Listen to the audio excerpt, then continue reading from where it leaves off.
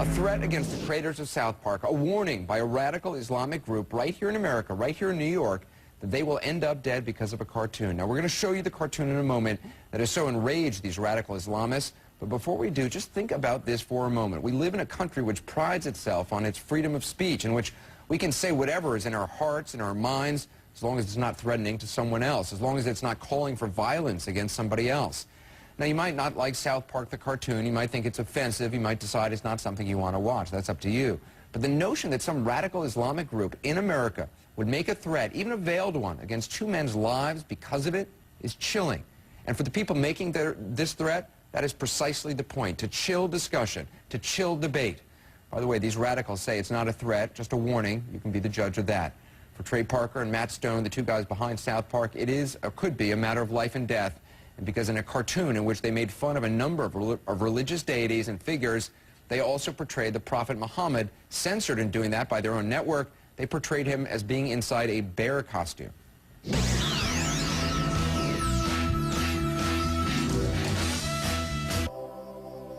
You've done this town a huge favor, Muhammad. Hold on a second! Stop! There are some extremists threatening that if we give Muhammad to the celebrities, they're gonna bomb us. What? Oh, it's just a stupid threat. Come on, we don't want to piss off Tom Cruise again. All right, we got him, Tom.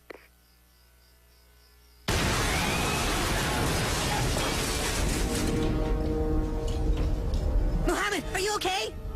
So that's what this group is objecting to, a bear suit. Now, I want to bring you over the wall here and just show you what they put on their website talking about Parker and Stone because of this bear suit right over here. This is the website, revolutionmuslim.com. And on the note, it says, and you can decide if it's a threat or not, reads, "We have to warn Matt and Trey what they are doing is stupid, and they will probably end up like Theo Van Gogh for airing this show. This is not a threat," the posting goes on to say, "but a warning of what will likely happen to them." The website Revolution Muslim also had information about where the South Park creators live and work, and a sermon by a wanted cleric in Yemen that outlines the punishment under Islam for blasphemy. Theo Van Gogh, you'll remember, is the Dutch filmmaker murdered in 2004 after making a movie critical of Islam. He was shot on the street, his throat cut, a knife plunged into his chest. His killer wrote a note also threatening Western governments, Jews, and the writer of his film, Ayaan Hirsi Ali. She went into hiding, has had protection ever since. She moved to the U.S. We're going to talk to her tonight. But Theo Van Gogh is not the only example of this kind of threat and danger. A year later, an attempt to trigger a debate on free speech, the editors of a Danish newspaper published cartoons depicting the Prophet Muhammad. It sparked worldwide protests in which dozens were killed. Cartoonists had to go into hiding. And of course, there's author Salman Rushdie in his book, The Satanic Verses, which caused so much controversy. It earned him a fatwa, a religious decree from Iran's Ayatollah Khamenei, calling for his death. That was 21 years ago. And now, on the streets of New York and online, there is this radical Islamic group, and they are focusing on the creators of South Park. Drew Griffin tonight is keeping them honest. Revolution Muslim says despite their provocative posting, complete with a photo of a murder victim, the group says it's only issuing a call to protest, not violence. Contacted by CNN, the creator of the posting said Revolution Muslim only wants those offended to be able to voice their opposition by letters to the show's creators. Certainly the comment on this website is very ugly, but it is certainly not specific enough to get anyone arrested at this point. Hi, Drew. How are you? Good. Last year, CNN interviewed one of the founders of this radical Muslim group on the streets of New York. Yunus Muhammad chose his words carefully, telling us he saw nothing wrong with Americans dying in the 9/11 terrorist attack.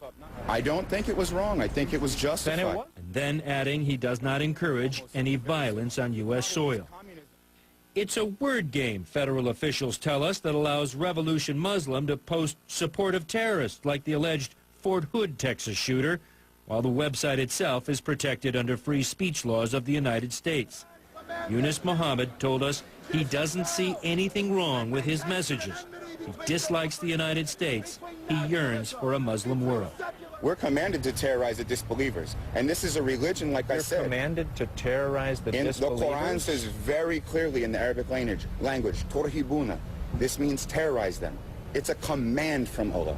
So you're commanded to terrorize them. To terrorize doesn't mean anybody who doesn't define believe. terrorism as going and killing an innocent civilian. That's what I define terrorism as making them fearful so that they think twice before they go rape your mother or kill your brother or go onto your land and try to steal your resources. The clip on the site ends with a warning on a graphic directed at Parker and Stone that the dust will never settle down. Drew Griffin, CNN Atlanta. Ayaan Hirsi Ali, who has had to live with protection ever since. Thanks very much for joining us, Ayaan. This radical group says that this is not a threat against the people behind South Park, but a warning about what will probably happen to them. They also, on their website, provide information about where these two live, a link to a sermon by a wanted cleric about the punishment for blasphemy. Do you think this is a threat? This is clearly a threat. The fact that they have looked for their addresses, found them, put them up, you know, on the air for any radical jihadist to go and, you know, claim martyrdom, that is all part of a threat. And that's exactly the process before Theo van Gogh was killed. After we made the film, there were lots of radical groups sharing his movements, his address, his pictures, and lots of threats coming in to my email and also to him. And so when people say, well, look, this is just some obscure website, you know, a bunch of street corner preachers in New York, they don't really amount to much, you say that doesn't matter.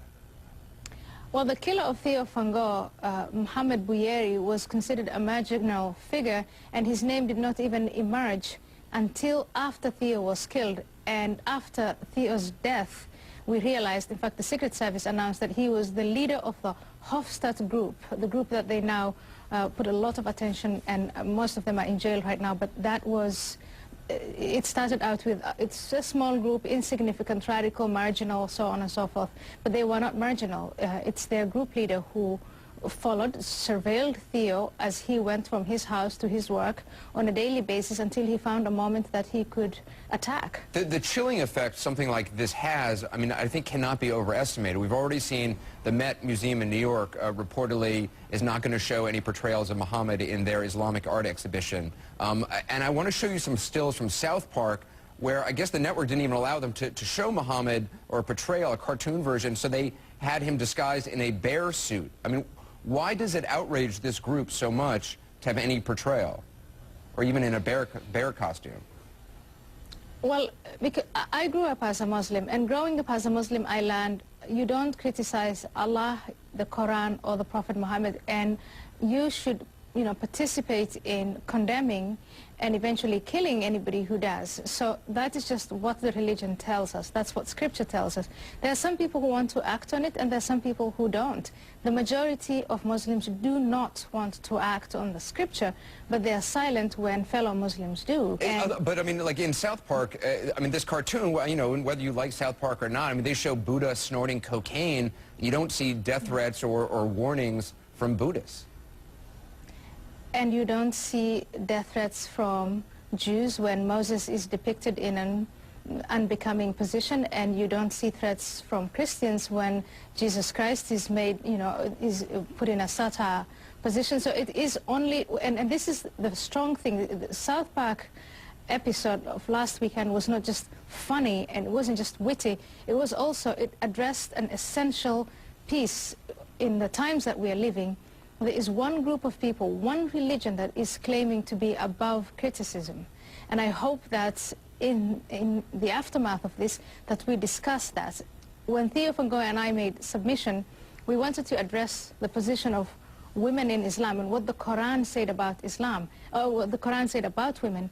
Instead, we ended up in a discussion about, you know, are Muslims more vulnerable or not? Shall we talk about protection? Can they be offended or not? It became a side discussion, and I hope that now we can, in the United States of America, say the freedom of expression, the First Amendment, that is the first fundament and most fundamental basis of our society.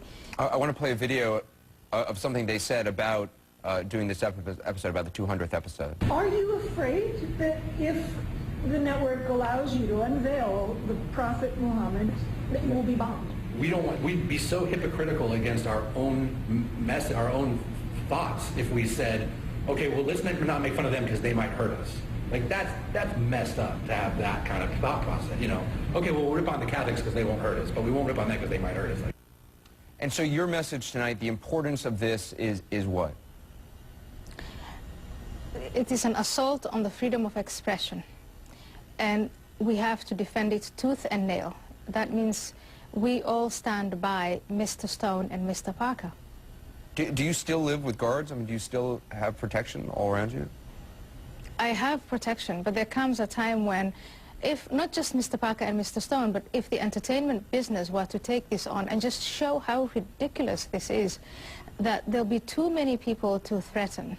And then I think at that time I won't need protection, and the gentleman who made South Park will also not need protection. But it is something, as a community and as a society, we have to take them on.